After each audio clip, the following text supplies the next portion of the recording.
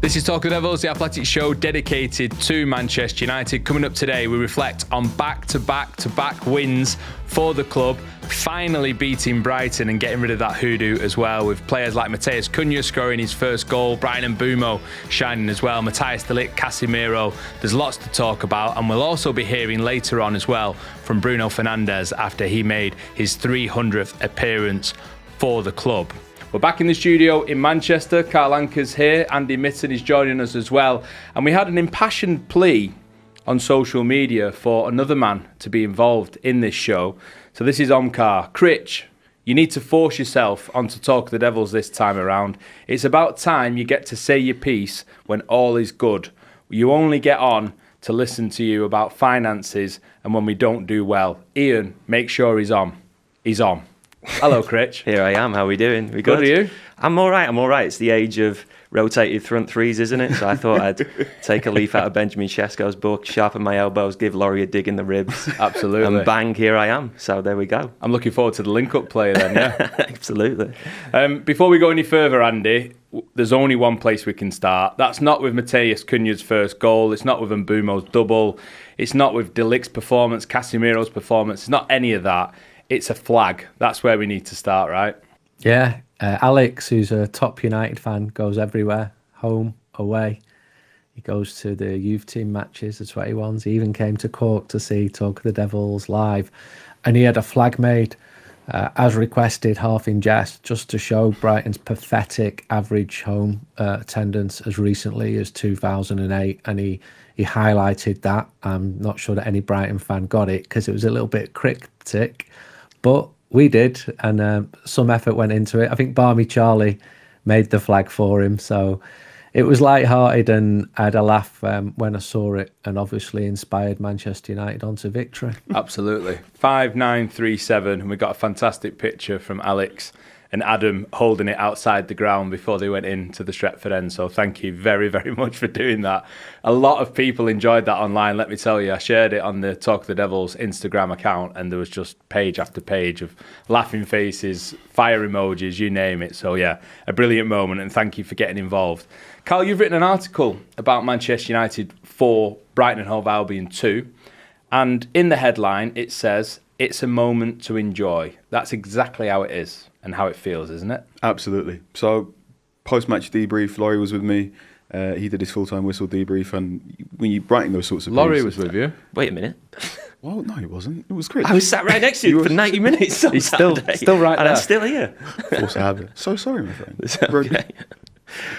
Critch did the full-time debrief, and when United win 3 games in a row, which hasn't happened in a while. 18 months, you told me before.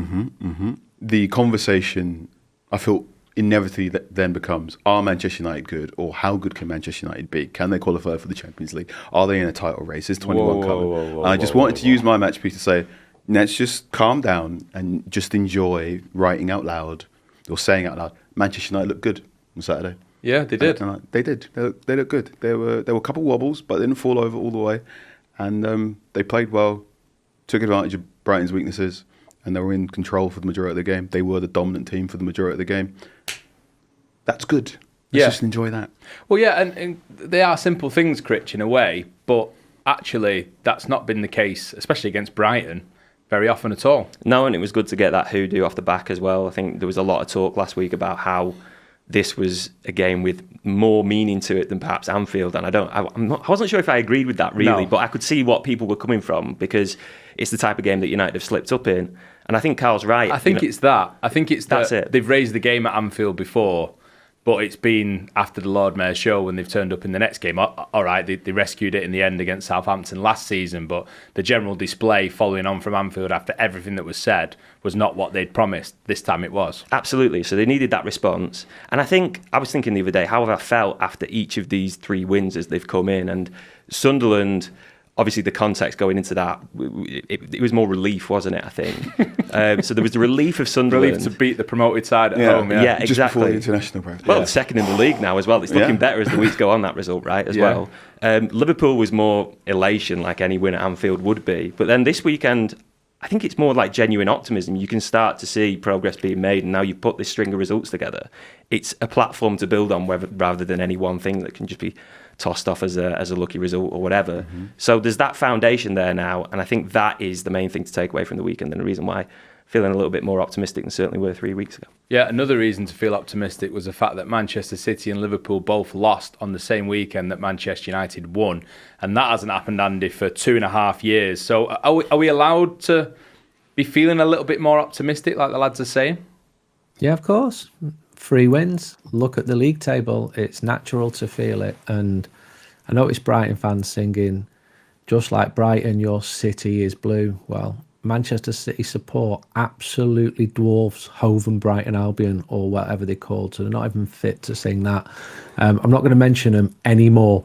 The top win, it was a big week. Really impressed with the new signings once again. Yeah. I think that Manchester United fans can also learn from this a little bit. I think there's been too many knee-jerk reactions early on in the season, not just from United fans. We saw it with Liverpool fans, and I think what Jim Ratcliffe said is actually true about we're going to give the manager 3 years, and that may not happen. There are minimum requirements, but I think that brought a little bit of steadiness, if that makes sense, because it's only 3 weeks ago and I'm getting loads of messages of people I respect going, he's going in, mate, he's got to go.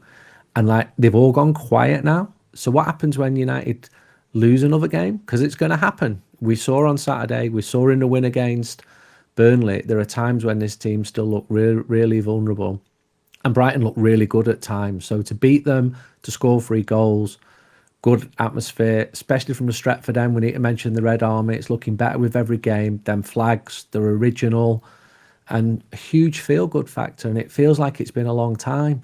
And to look at the league table and to see that United comfortable in the top half, and Carl always said about making a judgment after 10 games. Well, we're at 9 games now. Manchester United is 6th. I said my predicted finish for this year was 6th in European football qualification. We were all up there or thereabouts, and we're reaching the targets. But of course, we're football fans. We want more, don't we? You start thinking, well, if Arsenal lose it with a weekend, then, you know, it's only going to be... But it's a nice feeling, and it's much nicer than the negativity we found. Definitely. It feels a relief to be sat here again and talking about positive things. And we're not alone in thinking that either. We had a lot of messages off the back of that result of people just enjoying the moment, like Carl said. So first of all, Steve on email, just got to offload how buzzing I am after this game. Not only smashing that demon of Brighton, but my first time in the Stretford end. It was nervous at times, but absolutely vibrant, non-stop. This one as well. 18 years a fan, finally got to Old Trafford. It was magical. Great to see things you guys have talked about on the pod, like seats clacking when everyone gets up, or the TRA flags. And a shout out to the mailbag episode recommending Neapolitan pizza in Manchester. Had one of the best pizzas in my life. Cheers, lads. Yanni. So yeah, well done for getting there and enjoying that. Let's talk about some of the detail then, Critch, if we can. You've got Bryan and Mbeumo sat on your shoulder. And it wasn't just him. Obviously, Cunha gets his first goal. Sesko got an assist again. He didn't get on the score sheet. But that general link-up between those three, it feels like a very, very positive sign that moving forward, that those three, the new players, are beginning to show signs of properly linking up. Yeah, absolutely. And it's, as we mentioned before, it's a front three that has rotated and shifted around quite a bit, and still might in future games as well. So perhaps there hasn't always been that time to link up and form that understanding. But I think we're starting to see the benefit of these big, long weeks that we've been talking about. Yes, after a defeat, it's very noisy and it's like things bouncing off the walls of this empty vessel. But there's also time on the training pitch where players are forming that understanding. I thought Mbeumo, I mean, that piece that I wrote that Carl forgot I wrote about, but I almost didn't mention him in it because when you're writing those, you're writing live. It's quite difficult sometimes to take in the whole game because you're trying to get it out at the same time. And he scores the third goal, scores the clincher really at the end, and you almost forget about it because everything else has gone on before, and it's tough to fit him in. But he was superb, wasn't he? I mean, the amount of times he took a touch off Lammens from a long pass upfield and just spun round a Brighton defender. I rewatched the game last night before I came on here, and it was like 4 or 5 or 6 times that he was doing that and just pulling balls out of the sky that you would never expect him to get. And the thing is, we're seeing that consistently week on week now with him. It's not just a one-off. So really encouraging performance from Mbeumo again. For Cunha to get off the mark, I wrote in that piece that it's felt like that goal's coming. You've never really been worried about it, even though it's 0 goals, 0 assists up until that moment. It's not been like Florian Wirtz or other players that we could mention in the Premier League where it's felt like the burden's getting on top of him. He's just carried that responsibility. And then Šeško, again, he doesn't get his goal, but the link-up play for both the Cunha goal before that, starting that move off and then setting up Mbeumo for the third, it's just coming together in those positions really nicely at the minute. And the fact of the matter is that even if Mason Mount was coming next week, I don't think it'd bring the level down in any way either, because we've seen how well he's adapted to the situation as well. So really positive and again, lots of optimism there. Yeah, it was interesting, Carl, that it was an injury in the end that solved the sort of selection headache, or 2 injuries actually for Ruben Amorim, with Harry Maguire being out completely, so Lenny Yoro could come back in. Mason Mount having a bit of a not quite being fully fit, so Benjamin Šeško could come back in.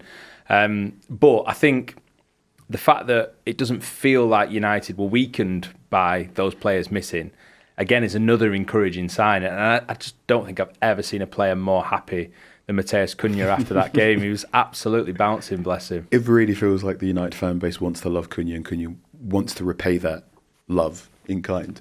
So when he finally got his goal, relief maybe not the word for it, but a real, there it is. Now we can finally kick on. This can just crack on really, really nicely. I think what we're seeing now is the benefits or upsides of whatever recruitment approach INEOS took over the summer.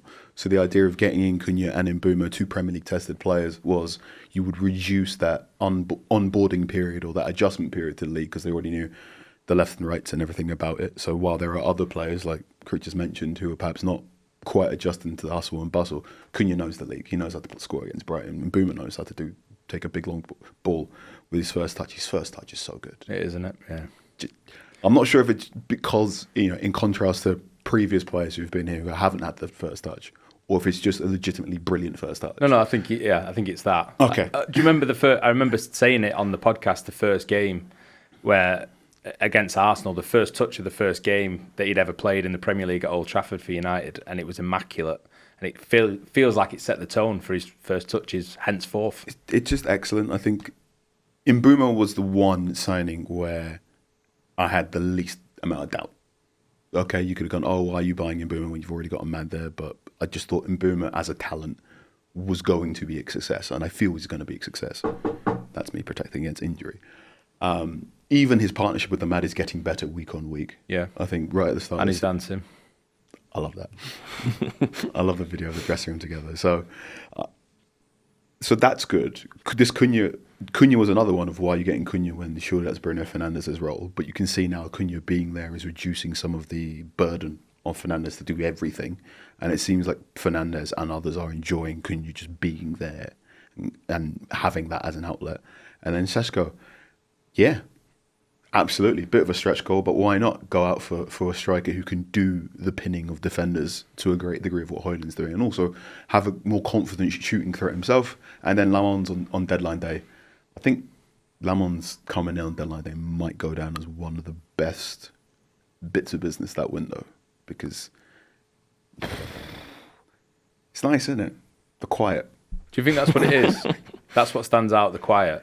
Because that was maybe the first game where I began to think, I wonder what effect him being as steady as he is having on the rest of the team. Now, there's definitely question marks about the free kick, I would say, if I'm going to be hypercritical. But that general sort of calmness does seem to be having an impact now on what's happening in front of him as well. We are still getting the Old Trafford crowd do mild applause when he makes a high claim or anything. Yeah, but, and a couple of them in the first half, claiming from corners. I think what's good about Lammens is, even if you liked Onana, you had to admit he was highly unorthodox. And I have no idea what you're going to do next, so I'm just going to drop deeper and try and figure out what you're going to do next in case it goes wrong. And I don't know if you know what's going to happen next. Whereas Lammens, his technique, the way he closes down angles, the way he just gobby on corner kicks, you know what's happening next, which means I think it allows that back three or back five to just play 2 or 3 yards further forward. And that's that sort of calm. They can be a little bit more proactive because they don't necessarily constantly checking over their shoulder as to what their goalkeeper is doing. So it's just a joy. Yeah. I think that calmness and that confidence as well, the other thing about it is he is going to make mistakes. Like, he's 23 years old. He's a young goalkeeper. Probably a good thing to make a mistake when it doesn't cost them as well. Exactly. At this point, you feel like because he's got this presence, because he is level-headed, and that I wrote a piece like the classic athletic, talking to his under-9s coach, whatever piece a few weeks ago. That was the one thing that kept coming back: stable, level-headed, confident, calm, assured. And if you've got that type of personality, when those mistakes come, well, then they're less of an obstacle, they're less of a barrier, and it's not something you worry about. Whereas I think with goalkeepers of the past at United, we could say that when they made an error, we were quite concerned about the errors that would follow soon after it. Yeah. Whereas with Lammens now, I feel like it will come, and you're right to kind of pick out the free kick. It was quite central to the goal, wasn't it? But it's not like United could have absolutely collapsed in that moment. But after that, doesn't he make a save from Tommy Watson, and he holds a few balls like tight and close to his chest, and it's like forgotten about after that. And I think that's the most encouraging thing about that. The ball's not wriggling. The ball's not wriggling underneath him or around him. The ball's not getting parried back into. When he makes a save, that's that action complete, and you're not constantly going, "Oh, did Maguire drop deep 5 extra yards so he can clear out that tap in?" Which, yeah, and also just his passing off his feet. He's a good pass off both feet as well, especially for if Amorim wants to continue kicking long. This feels so weird. It's good that you've got Lammens here instead of Onana. Onana's meant to be good at kicking long. That was the key thing about him being brought in the first place. Andy, can we give a bit more love to Matheus Cunha? I mean, I interviewed him after the game. I was able to give him his Player of the Match trophy as well, which he seemed genuinely delighted to receive. The then interview after me was TNT Mexico. They said, can we present him with his Player of the Match award as well? And normally you'd say, well, it's already been done. But Matheus like, yeah, you can definitely present it with me again. I think he may have even got it a third time after that as well. He was just absolutely bouncing. And he's become a very popular member of that team very quickly. Even in Old Trafford, like the lads were saying before, for a player to have not scored or assisted yet, what would it have been, 8 games that he'd gone? Competitive fixtures anyway. Normally there would be a bit of criticism, a bit of concern, but didn't feel like there was, and now he's put that to bed as well, and it's infectious, his enthusiasm almost. We love to see it. He was very good for Wolves against Manchester United. It's a good goal as well, the perfect first touch, and then that sort of powerful bending shot into the far corner, which is the headline, which is celebrated. There was a sliding on Minter in his own area where I was a little bit worried, but he did pull his legs back. But what I was encouraged about the fact he was sliding in, defending in his own area. These attackers work really hard. Manchester United's recruitment in the summer was pretty simple. The team did not score enough goals last year. That was the priority. The defence was very similar to Aston Villa's, for example, who finished much higher up. They beat City, by the way, yesterday. And the strikers have come in, they're getting the goals, they're settling down month on month, almost game on game. They're looking better, more confident. And even though Cunha had not been scoring or assisting, I totally agree with you. There's a good feeling about him. He's starting games brightly. I mean, he hit a shot into the side netting after 3 minutes.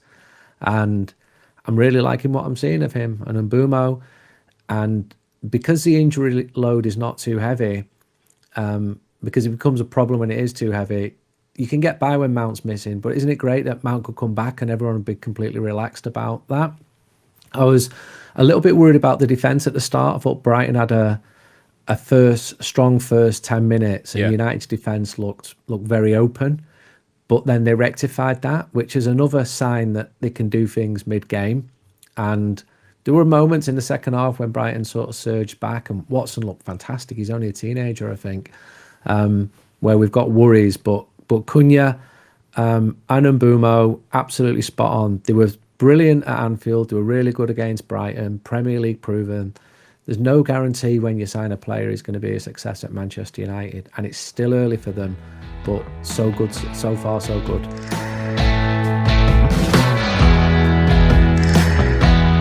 Just mentioning there about the defence, I mean, there was a moment quite early on where it felt like Danny Welbeck had pulled Matthias de Ligt out of Old Trafford. He was that far out of position.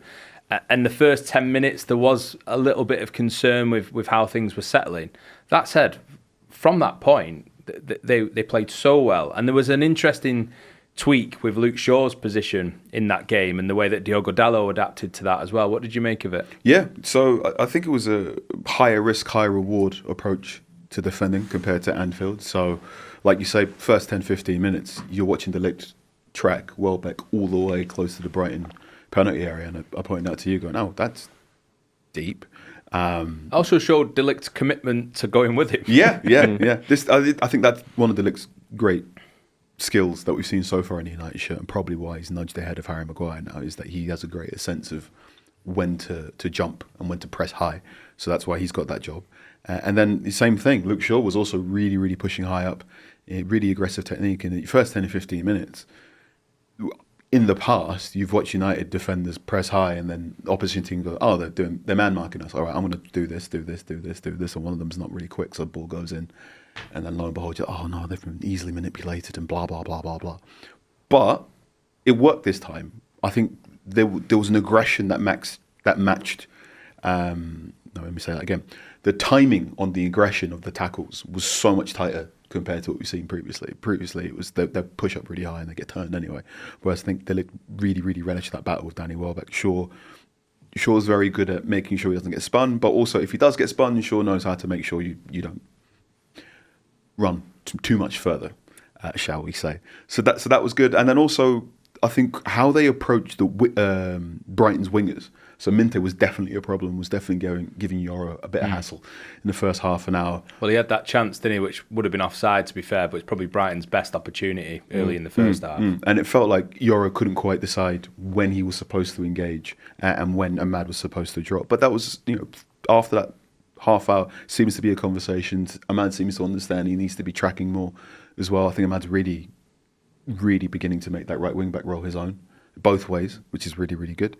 And then United just cracked on. The second goal is one of those sort of stadium assists where a player gets the ball, everyone goes, shoot, and then Casemiro like, all right, fine, and then you get a goal. But I think once that second goal goes in and once you make those tactical tweaks, United were more than good value for that win. And I think this is also worth highlighting in that after the derby, there was loads of talk about from Amorim, I'm not going to change. And this conversation is the system the problem? Ruben Amorim is really stubborn. And it's actually, okay, he is playing an unorthodox or a very bespoke tactical style, but within it, there is plenty of scope to make changes. And I think since the Sunderland game, when he's got both of his 10s to drop deeper to protect central midfield, they're not getting cut up through the middle a lot more. And then this was not only was it that, but it was also the defenders pushing up as well. So the middle was protected, and we know that's where Brighton really want to progress the ball. So it's a really good feeling to know, Manchester United's head coach saw a situation, found the workaround, and then when Brighton tried another workaround, he found another workaround to make sure his team was on top. Yeah, and that is ultimately what we want to see, isn't it?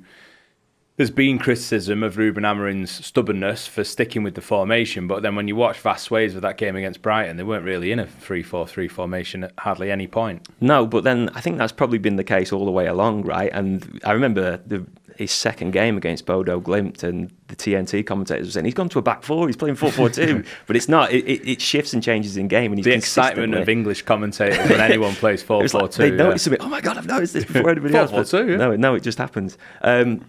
So yeah, that's been consistent. And to be fair to Amorim, he said that all the time. He said, look, this shape changes. The difference has always been there's three centre-backs, right? There's three players on the pitch who are profile, there's centre-backs. But even that's kind of changed now as well, because Luke Shaw's one of them. And I think need to give Luke Shaw his flowers for his performance on Saturday, to be honest, because he creates two of those goals. Now, one of them, maybe it's a foul. We won't discuss that. If the Ahmad penalty wasn't a foul, that wasn't a foul. True. There's certainly a few questionable refereeing decisions, but he makes two of those goals because he's perfected or at least got a lot better at that task that the system demands of those centre-backs to jump up and make that challenge on and join the press, essentially. And that was a problem, wasn't it, earlier in the season? I remember after the derby, that was what Bruno was coming out afterwards and quite openly saying this, we're having difficulties with this. But we saw that on Saturday that was so much more improved. And again, it comes back to fewer games, more time on the training ground, getting used to this system. And you're starting to see things that are real positives that you can pin down to, well, this should be better going forwards now. And that's, again, like I keep saying, that's the real cause for optimism. In fairness to Amorim, Andy, as well, he has said at several points that it's the system that's not at fault for the results that Manchester United were getting. He was more pointing to players' commitment to the system and conviction with some of the instructions in game as well. And Brighton, especially, some of the detail that Critch was mentioning there for Luke Shaw, it felt like the players were fully committed to what they were doing, and it works. And I guess the more games you win, the better the results are with the way that they're playing at the moment, the more conviction you will have, the more confidence you will have, and it grows from there, doesn't it? Yeah, and the more games you play, as in the case of Luke Shaw. Luke Shaw was playing for United last season and he wasn't fully fit. And now you're getting 9 or 10 games into the season and he's starting to become the player that he can be when he's at his best. And that is a very effective one. Amorim's been pretty consistent. He doesn't get too carried away when they lose and he doesn't get too carried away when they win. He's getting close to the point where he can be putting a middle finger up to his many, many critics. But there's only 3 games. You know, the mood will swing. And this is what really annoys me about the emotion around Manchester United. It just doesn't help anybody. But Shaw was good. I liked one thing Amorim said about Mbeumo being a working machine. I thought, well, better than being a machine that doesn't work, I suppose. But you can see the patterns in the attack because they're working all week on games. The schedule, which we'll discuss about later on in this podcast, it really helps the build-up. Match day 2 days after the game, has gone from being the busiest day of the week to the quietest day of the week for Manchester United in terms of the preparation. So these things are really significant. And, you know, look at Brighton. Brighton have got a game this week. Look at Arsenal's games. They've got European games. Manchester United have got none of that, which I don't like, but it does allow to properly focus and to beat a Brighton team who'd won 7 out of 8 against Manchester United. It's a really significant win, that. And you say confidence, it is so true. You can see the players starting to breathe a little bit, even tempting themselves back into social media. Oh, it's okay to say something and I'm not going to get battered for it.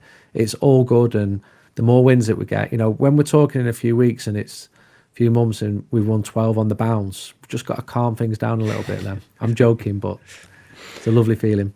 One more detail to talk about then before we maybe speak about some of the aspects that weren't quite as good, because we still do need to do that, unfortunately. It was Casemiro. You wrote about him, Critch, in your match review and basically made the point that there is no debate now. He is a first-choice Manchester United midfielder, and that is the way it looks like it's going to stay when he plays like this. It's unquestionable at this point, I think. And to be honest, I think it has been for a while.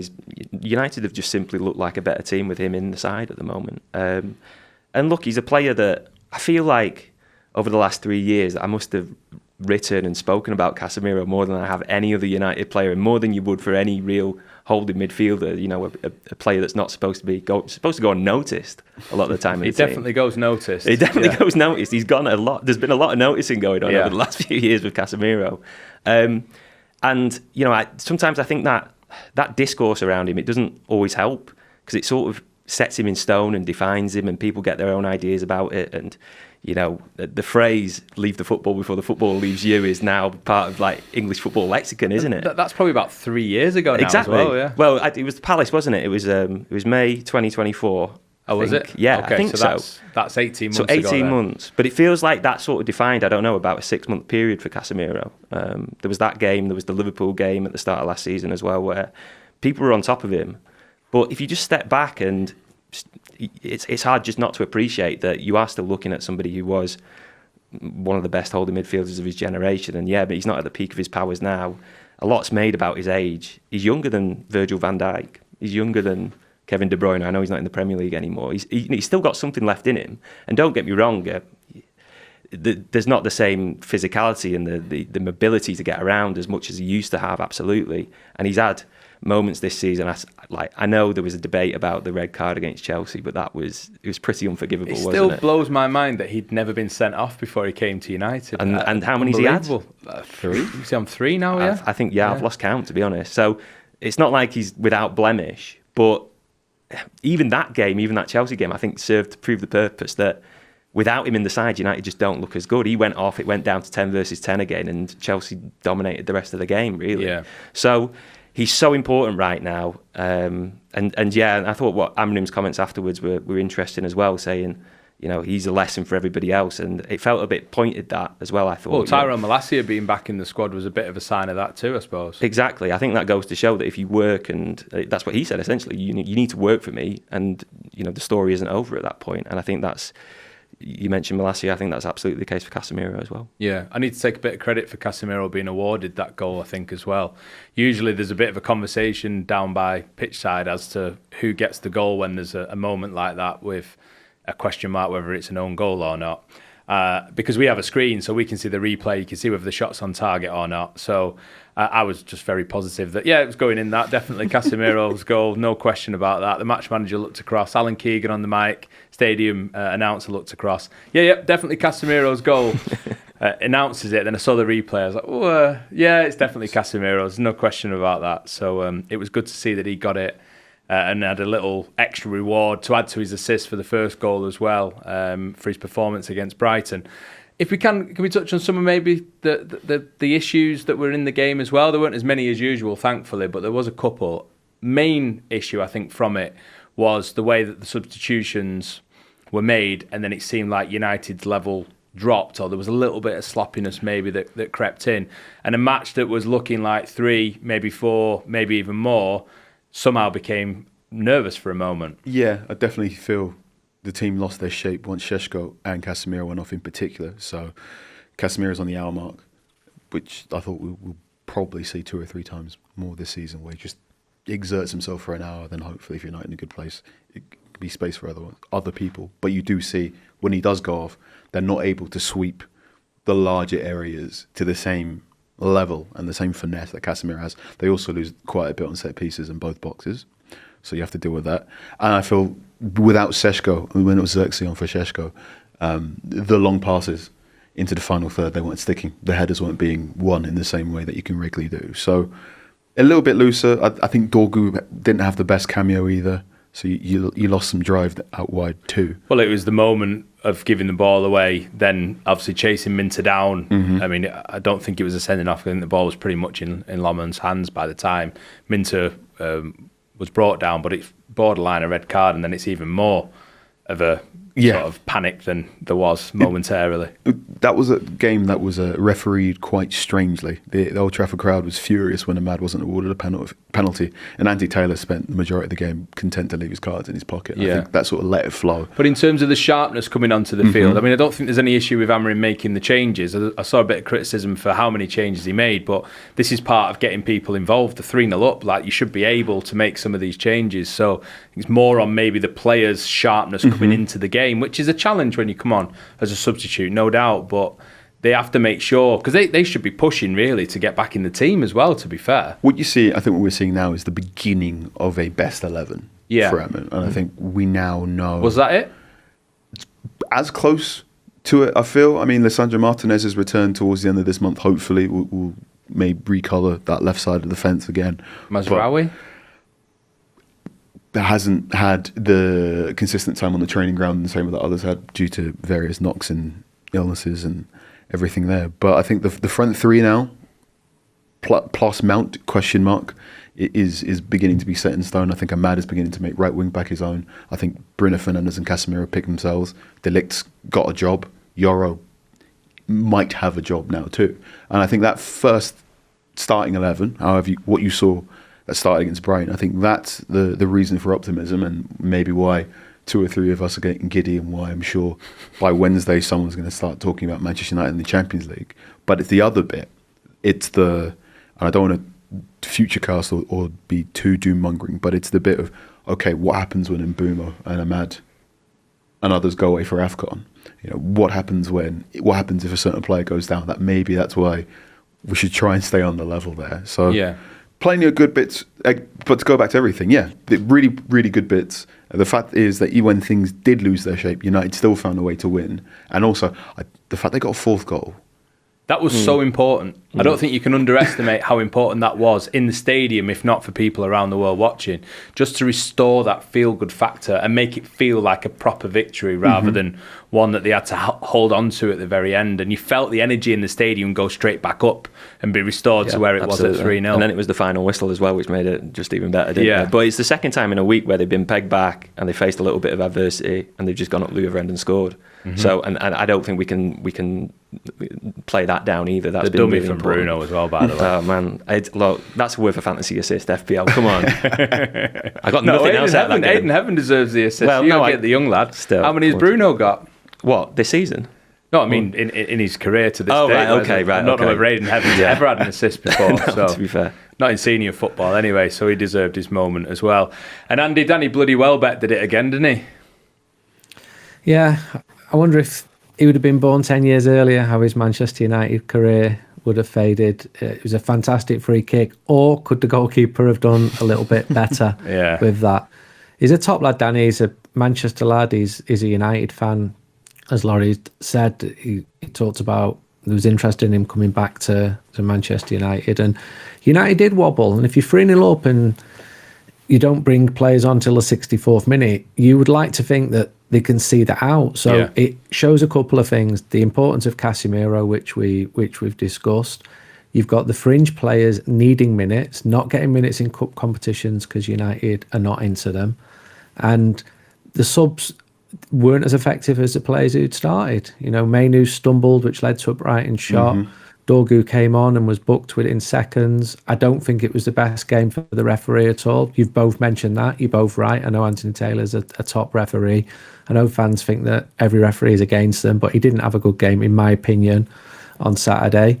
Brighton's boss thought it should have been a red for Dorgu. Yeah, nice one, mate. Good luck with that one. It was never a red.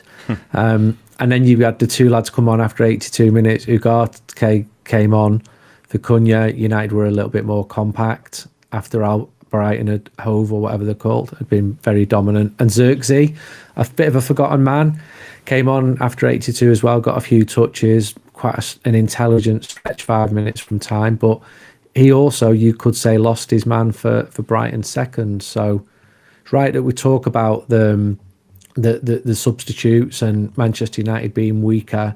But once again, Brighton are a really, really good team, and United put 4 goals past them. And we're not going to be getting 90 minutes out of Casemiro, so you've got to work around that. And I think United are doing it quite effectively. Just before we move it on and talk about some other issues for United, Carlos Baleba's audition at Old Trafford quickly. What do you make of it? Not great. Not on the level of Cunha when he was a Wolves player going to Old Trafford. I know there's loads of people messaging me and emailing going, "Oh, we sure Baleba's a £100 million football player?" Whatever is affecting him right now, it feels like an above shoulders issue rather than a below shoulders question of talent. He had one shot that was particularly off balance and off target, and you're going, Stretford End enjoyed that. Yeah, and you're going, ooh, this is not great. But also, I think this also gives credit to the work of Casemiro, Bruno Fernandes, and Ruben Amorim as well. Baleba had a bad day in part because Manchester United correctly identified his strengths and went, let's take them away from him and see how he deals with it. Yeah. So there's a good football player there. I don't think there's a football player there right now where Brighton can ask for £100 million. And also, it's way too early to be talking about midfield transfer signings. Let's just enjoy being. Yeah, and he's a young lad as well, isn't he? He is a young lad. And it's interesting what you said there about giving the praise to Casemiro and Bruno Fernandes, because I interviewed Danny Welbeck after the game, and he said that this was the best version of United that he'd faced in a little while, and he praised some of the organisation and structure and the way that United targeted some of Brighton's weaknesses in the game as well. So I thought that was an interesting perspective to get.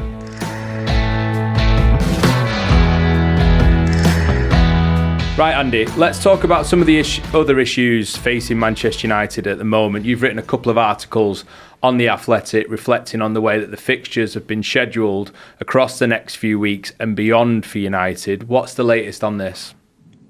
Well, Manchester United were not happy, and Omar Barada spoke to Richard Masters, who's the CEO of the Premier League, to make it clear that Manchester United value the match-going support, and that United felt that they'd had a raw deal with the number of games being switched to a Monday home and away, makes it more difficult for a lot of fans to get to the game, be they families in Manchester or supporters clubs from further afield. It is a big issue among match-going Manchester United supporters. We will now not have a weekend home game until Christmas at the earliest. Saturday was the only time United will be at home in a 50-day period. So that's all covered. And I did another piece where I spoke to the people affected by this, the pubs around Manchester, the hoteliers, the souvenir sellers. I spoke to Barney, who does Red News, the fanzine. So there is an impact, and part of this is on Manchester United. There's several issues here, Ian. Not qualifying for Europe, getting knocked out against Grimsby. And that has also fed into Manchester United being selected for these Monday night slots. But again, it's a big issue for a lot of match-going supporters. Really disappointing when you see the reaction to it online, because it's not a big issue for rival fans. And also a lot of fans who don't go to the games, they cannot understand what the fuss is. Well, I'm sorry, I'm going to continue to fight the corner for the fans who do go to games. And that includes away fans, Bournemouth fans having to get to Old Trafford, excuse me, on a Monday night is just not on. And United have said this to the Premier League, waiting for the Premier League to get back to me. We printed the article. The Premier League did get back to me on Saturday and said, we do actually give more notification around the festive fixtures. They give 6 weeks, which is something Manchester United have also been pushing for. So we need a little bit of clarity about that. I think if fans do nothing, then this is just going to get worse and worse and worse. And fans should do something. And that's why I wrote those 2 stories. Yeah, the article, Critch, about there not being as many home games this season overall, and the effect that has on the sort of local infrastructure around Old Trafford, the local economy around Old Trafford. In Andy's piece, there's reference from local landlords, from some of the souvenir sellers and so on. I mean, 19 home games they could end up having, depending on how the FA Cup goes. We had a lot of home draws in the FA Cup not so long ago, so we might be due a few away in that competition. But I mean, there's been seasons where there's probably been nearly double that, actually. And, we know that has a huge impact on the club's finances. But actually, it shows the importance of Manchester United to the local infrastructure, economy and ecosystem too. Yeah, 100%. I remember doing a piece quite similar to Andy's actually last year, but looking at it from a different perspective around the stadium and the plans for the new stadium. And I think that's another part of the context to this, is that yes, these businesses, local businesses, that rely on match-going fans and United to play home games so they can bring the money in. They're also facing quite an uncertain time over exactly what's going to happen with the stadium. Is there pub, or is there business? Is there a fast food restaurant? Whatever, is it within the footprint of the stadium? Are fans still going to be going that way? So there's that issue at the same time, and it's, look, I'm sure no one's ever gone poor like trading on Manchester United, right? It's one of the biggest clubs in the world. They'll make a lot of money in other seasons, but it's definitely a difficult time at the moment for that reason. And I understand when fans say, look, this is on United really, and the responsibility is the people at the club, because it's down to results. But it can't be easy, essentially, for not just the businesses in the local area, but also fans who want to be getting to games and are having their travel plans and commitments all thrown up in the air by a decision that really should have been made by now. I know Andy's saying 6 weeks. I think 6 weeks is fairly standard for them to announce what fixtures are going to be on TV. So the fact that it hasn't been done by now, people need to get around the table and sort it out, don't they? Yeah, okay, so we'll keep an eye on that situation and await, obviously, the next announcement on the fixtures as well. Just before we move on to talk about Bruno Fernandes, Andy, Manchester United have made a signing. It's not too early for the transfer talk that Carl dismissed a moment ago. Yeah, it was cleared on Thursday. Charlie Hardy, who's England's under-18s goalkeeper, playing under Neil Ryan, and he's a player United have been after for a long time. And because of when you sign players from different clubs, they have to go through a 5-step process, which the Premier League oversees when they're not rearranging Manchester United games on a Monday night, for players to move. And that was completed on Thursday afternoon. So he'll sign a scholarship. He'll be eligible for a professional contract when he turns 17 in July, and he'll play in Darren Fletcher's team. So this is United being really serious about the academy, about youth recruitment. But I also think going for a different type of player. So let's just see, and it's a bad example because goalkeepers are goalkeepers, but I think United's academy will be really, really important to the future, and United are going out and signing players who other clubs want. So I wish Charlie all the best. He's a young lad, but he'll be working under Darren Fletcher, who I think is a really good influence for a younger player. And let's see more of these signings, and if they can establish themselves in the first team, then great. Absolutely. Okay, let's talk about Bruno Fernandes then. Laurie's not with us today, as you will have noticed by now, despite Carl's best efforts suggesting that he might be. But he has sent us a video because he was part of a small pack of journalists who went to interview Bruno Fernandes before the Brighton game, before his 300th Manchester United appearance, which actually we've not mentioned on the show. Maybe that tells you in a way the fact that Bruno Fernandes is not the be-all and end-all to this team that he once was, despite the fact that we've obviously given him praise for his performance. But before we get into the different aspects of what Bruno had to say in that interview, here's Laurie, a little video that he sent us talking about how it all came about. Hi guys, I've just been in there, United's main building, interviewing Bruno Fernandes ahead of his 300th game for the club. In recognition of that, he did half an hour with us and it was really interesting. Got into all the different aspects of his career, best moments, some of the lower moments, his interactions with Matheus Cunha, Bryan and Mbeumo, Ruben Amorim, Sir Jim Ratcliffe as well, very interesting. The most, I think, pertinent point was his future and the interest from Saudi Arabia, Al Hilal in the summer. Went into extreme detail on that in terms of the people that he spoke to. He spoke to his wife, obviously, he spoke to everybody at the club. He spoke to Cristiano Ronaldo about his opinions on it, but ultimately he made the decision to stay at the club. A really interesting point. His wife said, have you achieved all that you want to achieve at this club? And she knows that he hasn't. So I think that's a really interesting aspect to consider looking ahead to the future. 2028 is when his contract runs out. If United do trigger that +1, what happens this summer?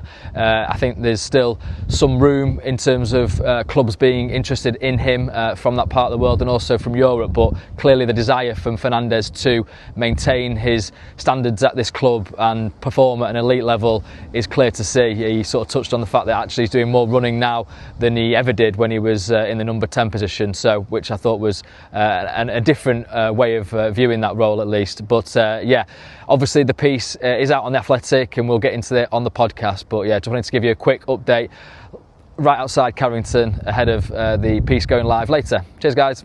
Yeah, thank you, Laurie. That was done on Friday, so the piece is up there now. I'm sure you'll have seen some of the quotes already, and obviously Laurie mentioned there some of the main talking points from the interview, so go and have a look at the article. But let's get into some of the different aspects of it then. Carl, first of all, you wanted to talk about the main point which Laurie mentioned from that, which was the question mark there still is about Bruno Fernandes' future. It was really interesting to hear him talk about exactly how last summer was dealt with, but then this next summer was beginning to become a talking point. Absolutely. I mean, first of all, he was really candid explaining the situation with the bid from Al Hilal, sort of every single member of the United hierarchy he spoke to. And I'm like, wow, don't normally get this sort of timeline. This is brilliant, fantastic. But then there is always the question of what's going to happen next due to his contract situation. And I think he's been very clear that he doesn't really, there's going to be very little time for discussion, very little appetite for discussion until after the World Cup. I think that's going to be the case for a number of players, not just at Manchester United, but across loads of European teams where they'll figure out what they want to do after the World Cup. And this now, everything Fernandes has said, if you include also Casemiro's contract situation, gives credence and sort of copper bottoms everything that Andy said, which is United are definitely going to be in the market for not just one, but perhaps even two marquee central midfield signings in the summer. That is if Bruno Fernandes... I think if Portugal have a successful World Cup campaign, or a very good World Cup campaign, he might go, that's enough European football for me. I'm going to slightly tail off the rest of my career in my 30s. We'll see. We'll see. There's a lot of movement with everyone at this football club. And I think United, that finished 6th this season, could create a different transfer window than if United finished 8th. Or fifth. Yeah, this Bruno Fernandes, like he very often does, playing his cards close to his chest when it comes to his future. Yeah, absolutely. This is what he had to say then about the specifics of next summer. As always said, I feel good here. I want to achieve my dream still. Obviously, I've seen a lot of news. I've seen a lot of people talking that I had an agreement to go already next season. If the club has done that agreement, it wasn't made with me. So I haven't spoke with anyone. I could tell you that there's still people talking to me and saying that they will be very eager to have me next year, of course. But from my side, that's none talked because my agent also knows all the way I work. So if he wants to talk with me, it will be after the World Cup, because until then I won't speak to anyone. Andy, do you think there is a genuine question mark over what happens next for him, or it did feel very pointed that he was sort of pointing out there straight away that there is still conversation that is taking place behind the scenes. Yeah, and there's two sides to it. So Bruno up to now, fantastic, hero, captain. People say 2028, that's a long time away. And money is a major factor here. Money for what Manchester United or he could be offered. And he could have taken a lot more last summer, but he chose to stay at Manchester United, which I and other United fans were pleased about. And it's also United being decisive. United selling players at the right time. United being ruthless at the right time. United not being pulled into emotional arguments just because a player is hugely popular. Now, would you sell Bruno Fernandes at the end of the season if you can get a massive transfer fee for him? I think that is a pretty compelling argument, which you can argue either way for. So as it stands at the moment, he is one of the best paid footballers in the world. I think Manchester United are continuing to try and cut costs to get control of the wage bill, and you're going to see some departures, and that is all part of that. And you're going to see a younger age profile and players who, just because they've been heroes in the past, might not have the guaranteed future that some fans want them to have. It's interesting. Money, performances will all come to play into this. Casemiro is another one. Do you keep him? Oh yeah, he was great on Saturday, but he earns far, far too much. So do you keep him on a lot less money, or does it kick in with the point where he can go, actually, I can move to Saudi and earn even more money? So money is a big part of these the talks here. Not that players like to talk about money because it's seen as uncouth. No, although Bruno did talk about money in that interview actually, and explained about the impact that it could make on the decision and obviously on the situation for his family. I thought the fact that he consulted his wife was lovely as well, and to get that insight into how that type of conversation works.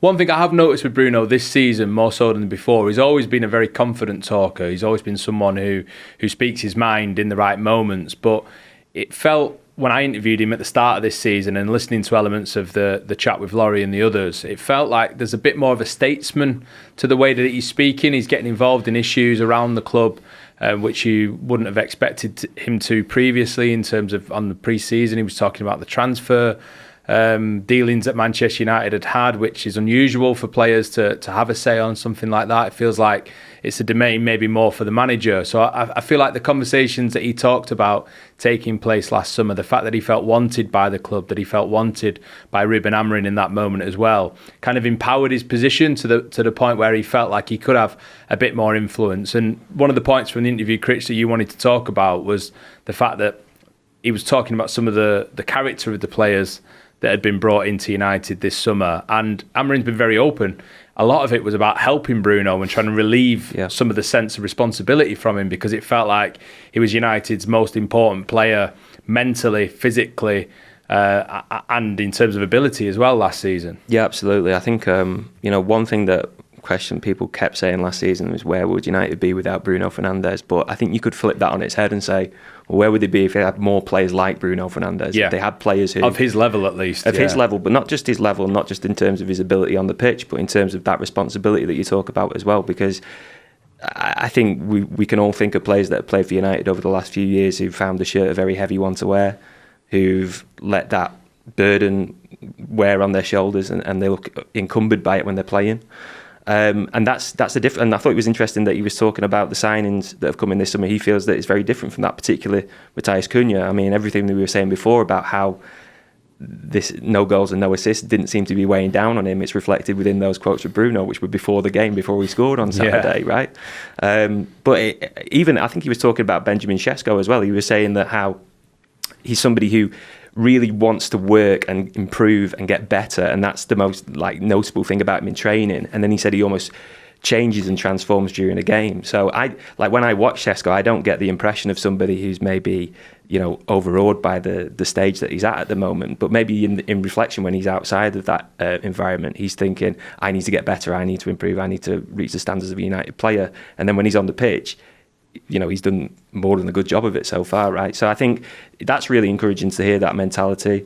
He was speaking about Mbeumo as well and how he's taken too many touches in training and that he never used to take that many touches at Brentford. I thought that was nice funny moment, as well. Yeah, but it seems like I remember him doing interviews before the Europa League final at the end of last season saying how, he's getting all these accolades and Player of the Year for United awards and whatever, but he wants somebody else to get it next year because he wants somebody else to take on that responsibility. And it was encouraging to hear him talk about it in a way that now it feels like some of that burden has been lifted. Yeah, here's Bruno talking about exactly that. You can be as good as you want individual, but you always need whatever is around you, because obviously I want to be the best version of myself as I can. I want to play as many games as I can, score as many goals, but at the same time I need to understand that without them I won't go anywhere.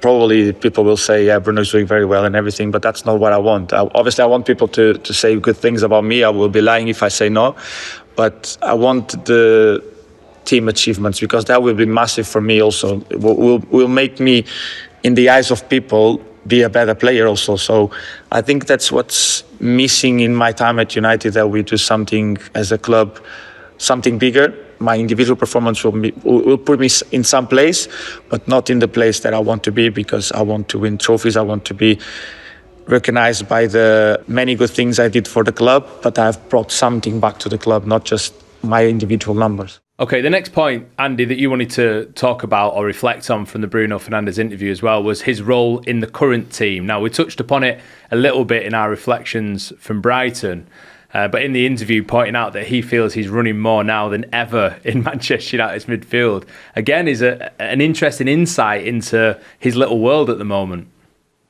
It's a changed role, isn't it? Because of the new players who've come in, it's an interesting role.